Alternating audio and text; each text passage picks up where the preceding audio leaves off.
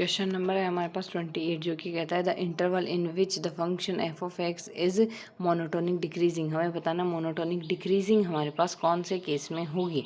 तो अगर हम देखें यहाँ से हमारे पास अगर मोनोटोनिक डिक्रीजिंग की बात की हुई है तो यहाँ से हमारे पास ये आएगा F of X equals to ये दिया हुआ है। एफ ऑफ एक्स अगर ये दिया हुआ है तो हमने मोनोटोनिक डिक्रीजिंग के लिए इसका डेरिवेटिव चेक करना होगा। जहाँ भी डेरिवेटिव जिस भी इंटरवल में लेस देन 0 आएगा उस इंटरवल में हमारे पास मोनोटोनिक डिक्रीजिंग होगी।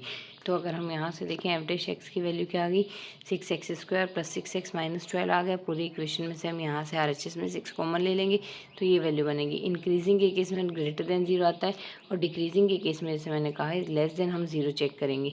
अब लेस देन 0 चेक करने का ग्रेटर देन 0 चेक करने का तरीका तो हमने ये देखा था। यहाँ से हमारे पास जहाँ भी इसकी वैल्यू इसमें हम यहाँ से वो पॉइंट रख देंगे जो इंटरवल में दिया हुआ। लाइक अगर इंटरवल में हम यहाँ से देखें तो इन तीनों इंटरवल में से किसी एक ही इंटरवल में हमारे पास 2 दिया हुआ था तो 2 हमने इसमें रख जैसे रिप्लेस करेंगे वैल्यू ग्रेटर देन 0 आ जाएगी। तो इस इंटरवल में तो हमारे पास इंक्रीजिंग था। अब इसमें अगर इंक्रीजिंग या डिक्रीजिंग होगा नहीं, वैसे डिस्कार्ड कर सकते हैं। अब हमें चेक करना है कौन से इंटरवल में हमारे पास यहाँ से ये डिक्रीजिंग होगा।